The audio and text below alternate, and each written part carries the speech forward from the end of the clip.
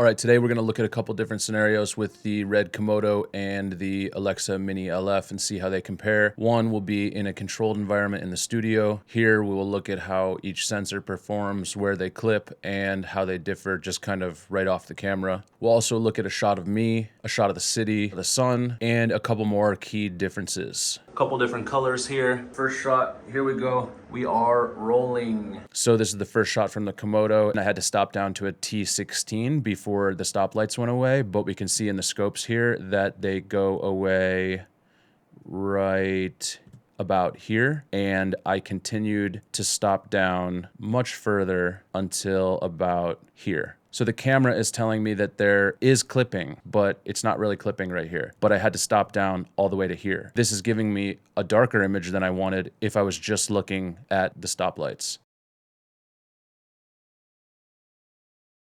So now we have the same setup on the Alexa, same height, same distance to the bottles. The only change that we made is we zoomed in to 103 millimeters to get the similar field of view. We are going to look at the false colors. They are very accurate, and you know exactly what you're going to get. When you're looking at a log image and you stop down until the red goes away, there is no clipping. I can hear my voice in this footage that we're looking at right now. And right as I said the red went away is right when the scopes here say that the clipping is gone.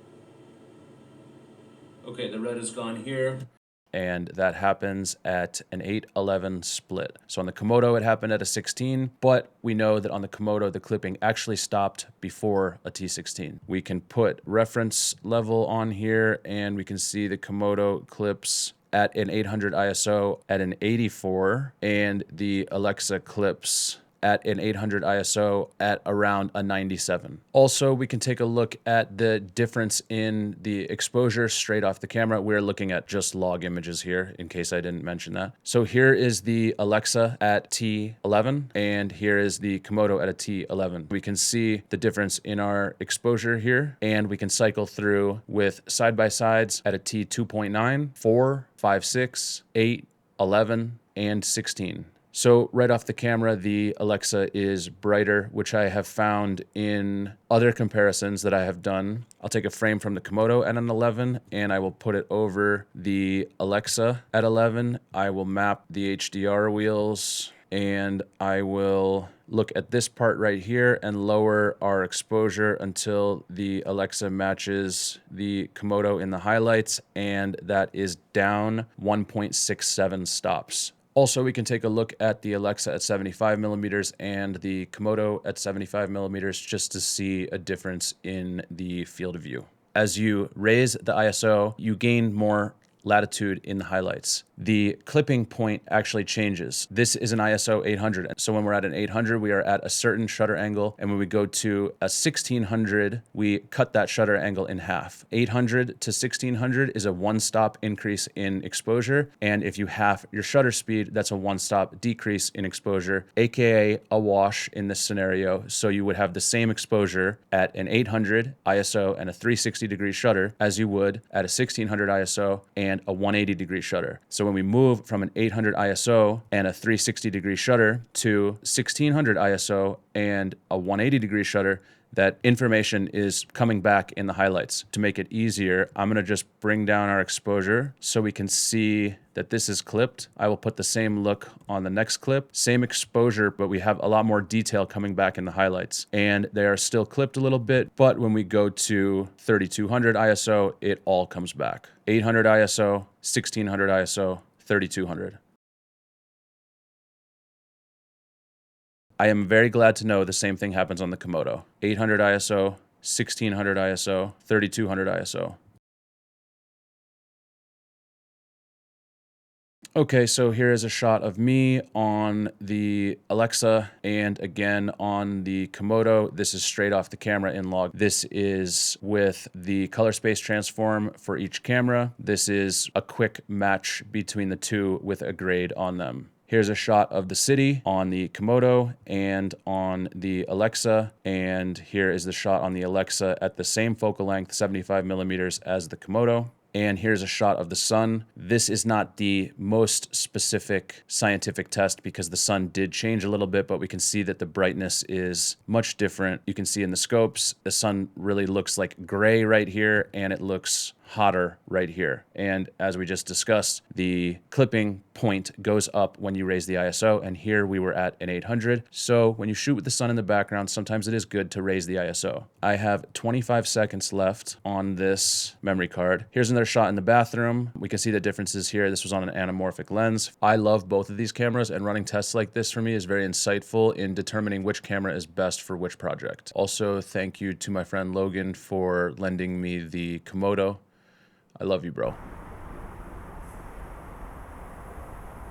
In today's world, a lot of the cameras that are out right now are really great and can get you really great images. It is, fun to nerd out sometimes and look deep into the technical aspects of what is being captured and how it's being captured by the sensor. But both of these cameras, the Komodo and the Mini LF, are amazing cameras. And as mentioned in the beginning, there is typically a right camera for the job. There is more to it than just the image sometimes. And with the Mini LF, for example, when you build it up and have a lot of things attached to it and need a heavy tripod and heavy support for it, it requires some people to help you out and a team. You can use it without a team. I've used it without a team, but it is a little bit harder to move around than a Komodo, for example, or an FX3, for example. The batteries are kind of big. They last for like an hour. It just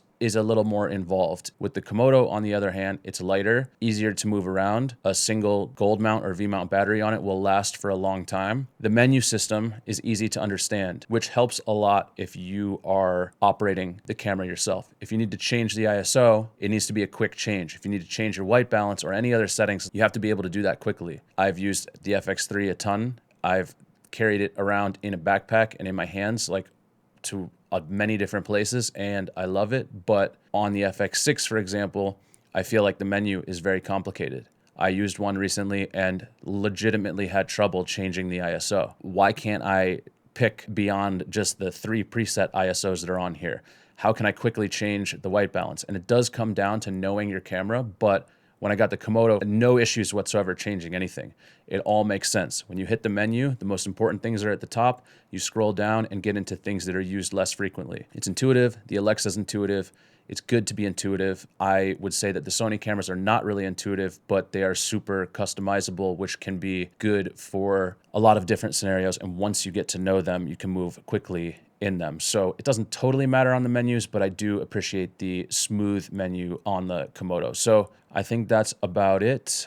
I will catch you on the next one. Peace.